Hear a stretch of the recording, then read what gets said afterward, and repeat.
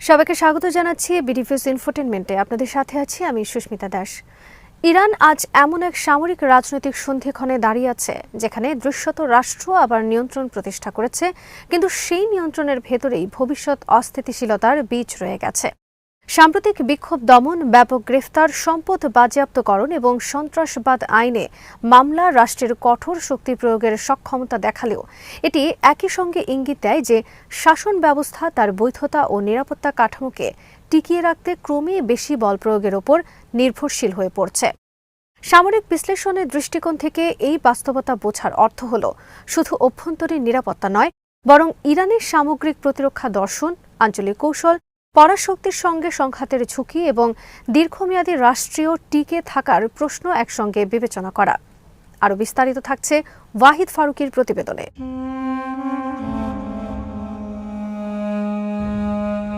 ইরানের নিরাপত্তা রাষ্ট্র গড়ে উঠেছে মূলত ১৯৭৯ সালের বিপ্লবের পরপরই, যখন নেতৃত্ব বুঝে যায় যে প্রচলিত সামরিক শক্তি দিয়ে শত্রুর মোকাবেলা করা কঠিন হবে। ইরাকের সঙ্গে ৮ বছরব্যাপী যুদ্ধ এই উপলব্ধিকে আরও পোক্ত করে। সেই সময় থেকেই ফরওয়ার্ড ডিফেন্স বা অগ্রবর্তী প্রতিরক্ষা নীতি ইরানের সামরিক চিন্তার কেন্দ্রবিন্দুতে থাকে। এই নীতির মূল কথা হল সম্ভাব্য যুদ্ধকে ইরানের ভৌগোলিক সীমান্তের বাইরে ঠেলে দেয়া, মিত্ররাষ্ট্র ও অরাষ্ট্রীয় সশস্ত্র গোষ্ঠীর মাধ্যমে শত্রুকে ব্যস্ত রাখা, প্রতিরোধ গড়ে তোলা এবং প্রয়োজন হলে বহু ফ্রন্টে চাপ সৃষ্টি করা। এই কৌশলের সামরিক বাস্তবায়নের দায়িত্ব পড়ে ইসলামিক রেভলিউশনারি গার্ড কোর বা আইআরজিসির ওপর, যারা ধীরে ধীরে শুধু একটি সামরিক বাহিনী নয়, বরং একটি পূর্ণাঙ্গ রাজনৈতিক ও অর্থনৈতিক শক্তিতে পরিণত হয়েছে।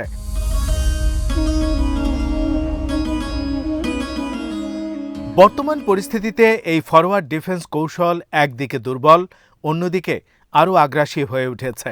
ইসরায়েলের সঙ্গে সাম্প্রতিক পূর্ণমাত্রা সংঘর্ষ ইরানের জন্য একটি কৌশলগত ধাক্কা ছিল। প্রথমবারের মতো ইরানি ভূখণ্ডে সরাসরি আঘাত আসে, যা দীর্ঘদিনের প্রতিরক্ষা ধারণাকে প্রশ্নের মুখে ফেলে।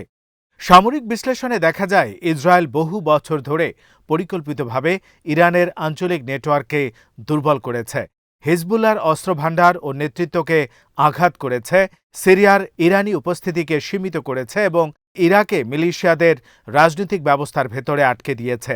এর ফলে ইরানের প্রতিরোধ বলয় খণ্ডিত হয়েছে এবং সেই সুযোগেই সরাসরি আঘাত সম্ভব হয়েছে।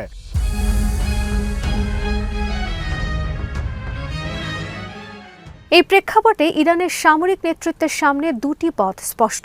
একদিকে রয়েছে আপোষ ও সমঝোতার পথ, যার মাধ্যমে যুক্তরাষ্ট্রের সঙ্গে চুক্তি করে নিষেধাজ্ঞা শিথিল করা যেতে পারে। অন্যদিকে রয়েছে বিদ্যমান কৌশল আরও শক্ত করে আঁকড়ে ধরা, এমনকি আরও ঝুঁকিপূর্ণভাবে বাস্তবায়ন করা। সামরিক দৃষ্টিকোণ থেকে প্রথম পথটি অর্থনৈতিক পুনরুদ্ধারের সুযোগ তৈরি করলেও এটি ইরানের প্রতিরক্ষা দর্শনের মৌলিক স্তম্ভে আঘাত হানে। পারমাণবিক কর্মসূচি, ব্যালিস্টিক ক্ষেপণাস্ত্র এবং আঞ্চলিক মিত্রদের সমর্থন, এই তিনটি উপাদান একসঙ্গে ইরানের প্রতিরোধ ক্ষমতার প্রতীক। এর যে কোনো একটিতে বড় ছাড় দিলে প্রতিরোধের বিশ্বাসযোগ্যতা ক্ষতিগ্রস্ত হতে পারে, যা শুধু বাইরের শত্রু নয়, অভ্যন্তরীণ শক্তিগুলোকেও দুর্বলতার সংকেত দেবে।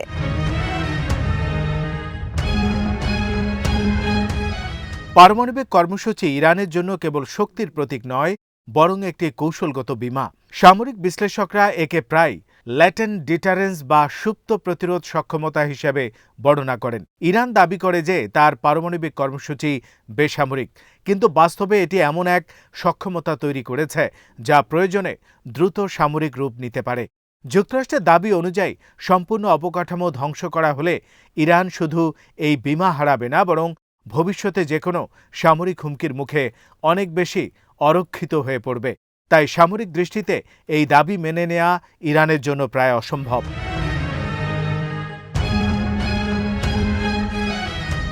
ব্যালিস্টিক ক্ষেপণাস্ত্র কর্মসূচি ইরানের প্রচলিত দুর্বলতার জবাব। আধুনিক বিমান বাহিনী ও নৌবাহিনীর অভাবে ইরান ক্ষেপণাস্ত্রকে তার প্রধান স্ট্রাইক ক্ষমতা হিসেবে গড়ে তুলেছে। মধ্যপ্রাচ্যের মার্কিন ঘাঁটি, ইসরায়েলি অবকাঠামো কিংবা উপসাগরীয় শিপিং রুট সবকিছুই এই ক্ষেপণাস্ত্রের আওতায় আনা হয়েছে। সামরিক বিশ্লেষণে দেখা যায় এই সক্ষমতা শুধু আক্রমণাত্মক নয় বরং প্রতিরোধমূলকও। এটি শত্রুকে জানিয়ে দেয় যে আঘাত করলে তার মূল্য দিতে হবে। এই কর্মসূচিতে বড় ছাড় মানে ইরানের কৌশলগত ভারসাম্য ভেঙে যাওয়া।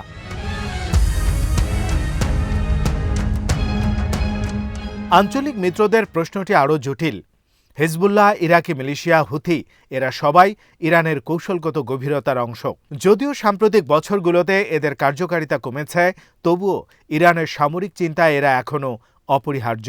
সাম্প্রতিক সংঘর্ষের পর ইরানের ভেতরে বিতর্ক হয়েছে এই নেটওয়ার্ক আসলে কতটা কার্যকর, কিন্তু শেষ পর্যন্ত সিদ্ধান্ত হয়েছে যে নেটওয়ার্ক দুর্বল হওয়ার কারণেই ইরানে আঘাত এসেছে। তাই এটিকে পরিত্যাগ নয় বরং পুনর্গঠন করতে হবে। সামরিক বিশ্লেষণে এটি বোঝা যায় যে ইরান এখন ছোট কিন্তু বেশি নমনীয় গোষ্ঠীর উপর জোর দিচ্ছে, অস্ত্র সরবরাহের নতুন পথ খুঁজছে এবং সমুদ্র পথে হুথিদের ভূমিকা বাড়াচ্ছে।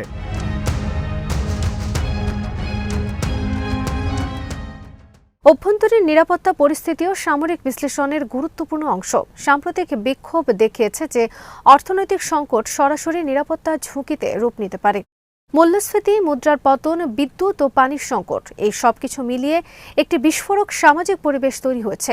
অতীতে রাষ্ট্র ভর্তুকি ও সীমিত সামাজিক শিথিলতার মাধ্যমে উত্তেজনা প্রশমিত করত, কিন্তু এবার অর্থনৈতিক সক্ষমতা সীমিত, ফলে নিরাপত্তা বাহিনীকে সরাসরি ব্যবহার করা হচ্ছে। স্বল্পমেয়াদে এটি কার্যকর হলেও সামরিক বিশ্লেষণে দেখা যায় যে দীর্ঘমেয়াদে অতিরিক্ত দমন বাহিনীর মনোবল ও জনসমর্থন ক্ষয় করে।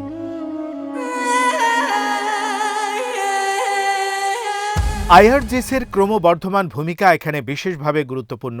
তারা এখন শুধু বাহিনী নয় বরং অর্থনীতি, রাজনীতি ও নিরাপত্তার কেন্দ্রবিন্দু।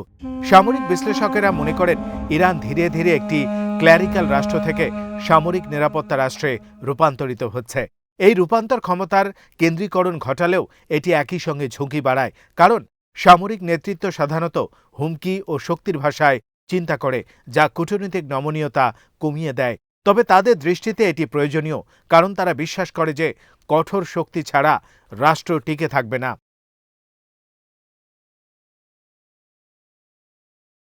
যুক্তরাষ্ট্রের সামরিক চাপ এই সমীকরণকে আরও জটিল করে তুলেছে। মধ্যপ্রাচ্যে মার্কিন নৌবহর ও বিমান শক্তির উপস্থিতি শুধু সামরিক হুমকি নয় বরং মনস্তাত্ত্বিক চাপও সৃষ্টি করে। ইরানের সামরিক পরিকল্পনাকারীরা জানেন যে সরাসরি যুদ্ধ হলে তারা প্রযুক্তিগতভাবে পিছিয়ে পড়বে। তাই তাদের কৌশল হল অসম যুদ্ধ, সাইবার আক্রমণ, ক্ষেপণাস্ত্র হামলা, ড্রোন, সমুদ্রপথে বিঘ্ন সৃষ্টি। এই সব কিছুই যুদ্ধকে ব্যয়বহুল করে তুলতে পারে, কিন্তু একই সঙ্গে সংঘাতের ঝুঁকি বাড়ায়।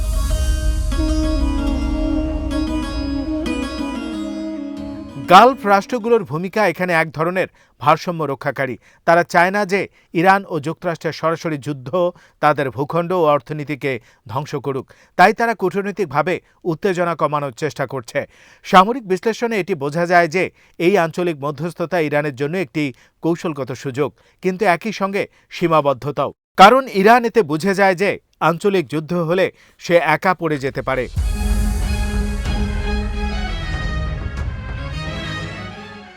ভবিষ্যতের দিকে তাকালে দুটি সম্ভাব্য সামরিক দৃশ্যপট দেখা যায়। প্রথমটি হল সীমিত আপোষ ও নিয়ন্ত্রিত পরিবর্তন। এতে ইরান পারমাণবিক কর্মসূচিতে কিছু ছাড় দেবে, নিষেধাজ্ঞা আংশিকভাবে শিথিল হবে, অর্থনীতি কিছুটা ঘুরে দাঁড়াবে। সামরিকভাবে এটি ইরানকে শ্বাস নেওয়ার সুযোগ দেবে, কিন্তু অভ্যন্তরীণভাবে বৈধতার সংকট পুরোপুরি মেটাবে না। দ্বিতীয় দৃশ্যপট হল আপোষহীন অবস্থান ও ধীরে ধীরে অবক্ষয়। এতে ইরান তার কৌশল আঁকড়ে ধরবে, কিন্তু অর্থনৈতিক ও সামাজিক চাপ বাড়তে থাকবে, যা আবার নতুন বিক্ষোভ ও সম্ভাব্য সংঘর্ষ ডেকে আনতে পারে।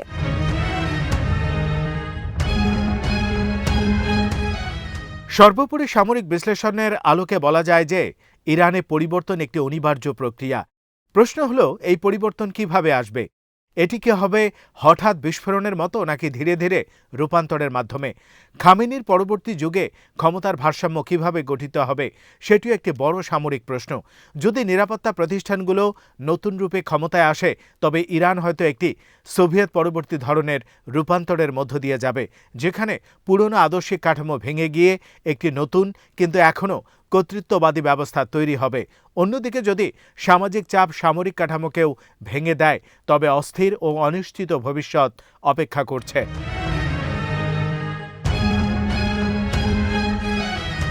এই বাস্তবতায় পরিবর্তন অনিবার্য এই কথাটি শুধু রাজনৈতিক নয়, সামরিক সত্য।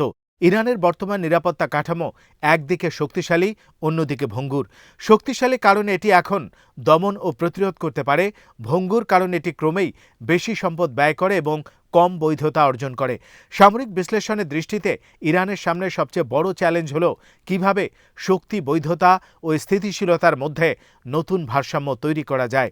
যদি তা না পারে, তবে আজকের আপাত শান্তি কেবল আগামী দিনের আরও বড় সংঘাতের প্রস্তুতি মাত্র।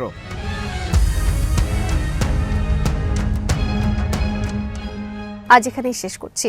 সমরাস্ত্র, প্রতিরক্ষা ও কূটনীতির নানা তথ্য জানতে চোখ রাখুন বিডিভিউজ ইনফোটেইনমেন্টে। চ্যানেলটি ভালো লাগলে সাবস্ক্রাইব করুন, সংযুক্ত থাকুন আমাদের ফেসবুক পেজে।